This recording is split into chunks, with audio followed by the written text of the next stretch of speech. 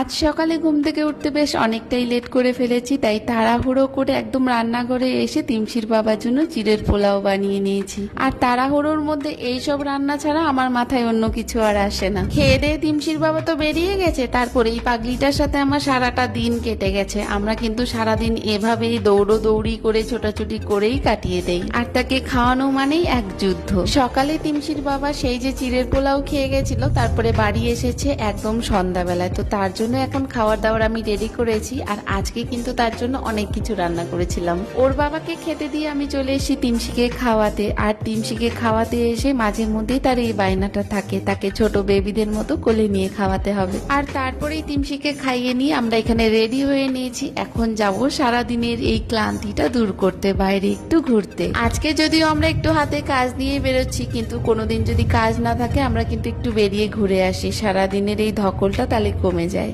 So প্রথমেই তো আমরা চলে এসে স্টাইল বাজারে। এখানে তিমশির বাবারই কিছু কেনাকাটা করার ছিল, সেগুলোই এখন কমপ্লিট করে নেব। তারপরে কিন্তু আমরা বাইরে চলে যাব ফুচকা খেতে। তবে কি হয়েছে বলো তো, তিমশির বাবার জন্য কেনাকাটা করতে আসলেও আমি কিন্তু নিজের জন্য অনেক কিছু শপিং করে নিয়েছি, যেটা তোমাদেরকে এখানে দেখানো হলো না, পরে অবশ্যই দেখাবো। মল থেকে বেরিয়েই আমরা চলে এসেছিলাম ফলের দোকানে, এখানে কিছু ফল নিয়ে নিব। আর তিমশিকে তোমরা দেখতে পাচ্ছ কি খাচ্ছে বলো তো, কাজু কাটলি খাচ্ছিল। পাশে মিষ্টির দোকান থেকে আমরা মিষ্টি নিচ্ছিলাম যখন, ও একটা কাজু কাটলি নিয়েছিল। ওর খুব জোর খিদে পেয়ে গেছিল, তাই তো বেশি দেরি না করে ফটাফট বাড়ি চলে এসে তিমশিকে খাইয়েছি, তাকে ফ্রেশ করিয়েছি। এখন সে একা একা কি সুন্দর ব্রাশটাও করে নিল। এখন সে বাবার সাথে ঘুম দিচ্ছে। সেই সুযোগেই আমি চলে এসেছিলাম তার ওয়ার্ড্রপটা একটু গোছাতে। এই ওয়ার্ড্রপটা কিন্তু তিমশির, সেটাই আমি ভাবলাম একটু গুছিয়ে দিই। কিন্তু এখানে আমারও কিন্তু অনেক কাপড় চোপড় থাকে, আর সেগুলো ঘাটতে গিয়ে এই শাড়িটা পেলাম। আজ থেকে প্রায় 4-5 বছর আগে এই শাড়িটা আমি নিয়েছিলাম, কিন্তু আজ পর্যন্ত এটার ব্লাউজ পিসও আমি কাটিনি, শাড়িটা খুলেও দেখিনি।